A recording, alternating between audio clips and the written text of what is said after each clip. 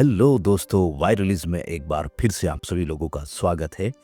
आज दोस्तों हमास ने जो किया है, उसने नेतन्याहू और ट्रंप की नींदें उड़ा दी है।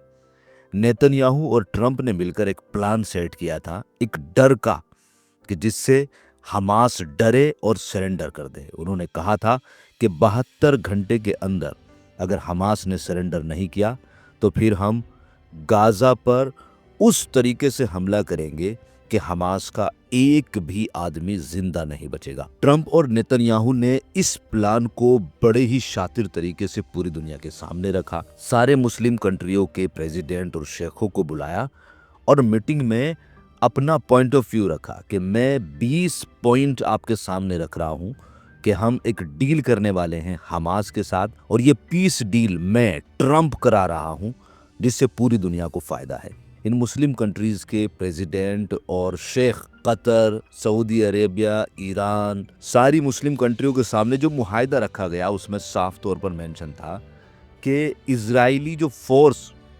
जो फिलिस्तीन में घुसी हुई है, गाजा में है, वो बाहर जाएगी और फिर फिलिस्तीनियों के लिए जो भी सहायता है वो फिलिस्तीन के अंदर, गाजा के अंदर जाएगी और फिलिस्तीन के लोगों के लिए एक गवर्नमेंट बनाई जाएगी और मुस्लिम फोर्स को पूरी तरीके से वहां पर कायम कर दिया जाएगा। ये मुआहदा मुस्लिम कंट्रीज के लोगों के साथ नेतन्याहू और ट्रंप ने रखा था। लेकिन दोस्तों शातिरपना ये निकला, क्योंकि बार बार ट्रंप भी अपनी जबान से फिसलता है और नेतन्याहू के तो क्या ही कहने। कुछ ही घंटों के बाद नेतन्याहू ट्रंप के पास पहुंच गया और साफ तौर पर मना कर दिया कि मेरी इजरायली सेना फिलिस्तीन, गाजा से नहीं निकलेगी और इस मुआहदे में तुम एडिटिंग करो, ऐड करो कि मेरी सेना जो है वो वहीं पर रहेगी, मैं किसी भी कीमत पर उसे बाहर नहीं निकालूंगा। और नेतन्याहू तो क्योंकि ट्रंप का दामाद है और उसने पूरी कोशिश करी नेतन्याहू को समझाने की, लेकिन नेतन्याहू नहीं बाज आया और फिर ट्रंप ने उस मुआहदे को एडिटिंग किया और फिर अब नया मुआहदा, मतलब मुस्लिम कंट्रियों को जो पीस डील दी गई है वो अलग, और अब दुनिया के सामने जो पीस डील आ रही है वो है अलग। और उसमें साफ तौर पर मेंशन है कि इजरायली सेना जो है वो गाजा में ही रहेगी, वहां से बाहर नहीं निकलेगी। इस मुआहदे के एडिट होते ही मुस्लिम कंट्रियों को पता चल गया कि वो किस लेवल के नेता हैं। उनकी एक तरह से पूरी दुनिया के सामने बेइज्जती हुई और कतर के प्रेसिडेंट इस पर भड़क गए कि ये क्या चल रहा है, मतलब हमारे सामने कुछ और बात और दुनिया के सामने कुछ और बात। अब इस मसले को हल करने के लिए फिर एक और प्लान नेतन्याहू और ट्रंप ने निकाला। ट्रंप ने कहा कि भाई साहब नेतन्याहू, तुम शेख साहब को फ़ोन करो, उन्हें समझाओ। नेतन्याहू ने सॉरी बोल दिया कि मुझसे गलती हो गई और ये वो, लेकिन अपने कदम से पीछे नहीं हटा। मतलब जो नेतन्याहू चाह रहा है वही वो कर रहा है।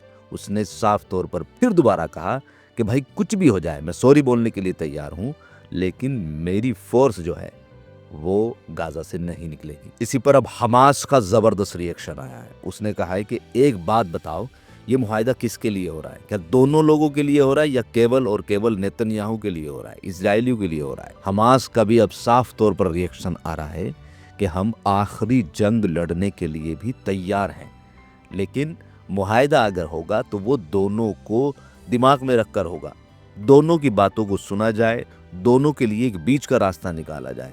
ऐसा नहीं हो सकता कि केवल नेतन्याहू की ही चलती रहेगी। हमास और गाजा में रहने वाले मुसलमानों को आप कीड़े मकोड़ों की तरह मसलते रहेंगे। चाहे जो मर्जी हो जाए, इस मुआहदे को हम एक्सेप्ट नहीं करेंगे और तुम्हें लड़ना है तो आखिरी सांस तक लड़ने के लिए हम तैयार हैं। तुम क्या 72 घंटों की बात करते हो? 72 घंटे तो बहुत ज़्यादा है। 48-24 घंटे के अंदर ही जो तुम्हें करना है वो कर लो, जो तुम्हें उखाड़ना है वो उखाड़ लो। इसी बीच दोस्तों कोर्ट हाथ से निकलता हुआ देख ट्रंप भी वो बौखला गया, क्योंकि इससे पहले पाकिस्तान और सऊदी अरब ने एक डील फाइनल करी थी, जिसमें पाकिस्तान पर हमला सऊदी अरब पर हमला है, सऊदी अरब पर हमला पाकिस्तान पर हमला है। कुछ इसी तरह की डील जो है अब अमेरिका और कतर ने की है।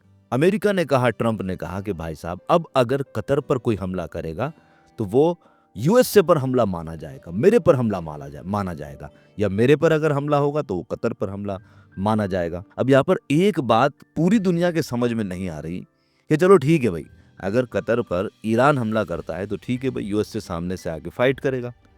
लेकिन अभी जो कतर पर हमला हुआ था वो किसने किया था? वो इजराइल ने किया था। और इजराइल में किसकी फोर्स है? यूएसए की फोर्स है। मतलब अब कतर पर अगर इजराइल हमला करेगा तो क्या यूएसए इजराइल से फाइट करेगा? क्या यूएसए मानेगा कि इजराइल ने उस पर हमला किया था? ये एक बहुत बड़ा सवाल है। मतलब यहाँ पर ट्रंप की जो बात है वो लोगों के हजम ही नहीं हो रही कि क्या बकवास कर रहा है। आज ये बात कर रहा है और कल को ये फिर फिसल जाएगा। अपनी ही फोर्स को कतर में रखा हुआ है और अपनी ही फोर्स से कतर पर हमला करा रहा है। तो दोस्तों, इस पूरी रिपोर्ट के बारे में आपके क्या ख्याल है, आप कमेंट करके जरूर बताएं। और अगर ये वीडियो आपको पसंद आई है तो वीडियो को तो लाइक करें ही करें, इस चैनल वायरलिज्म को सब्सक्राइब जरूर कर लें।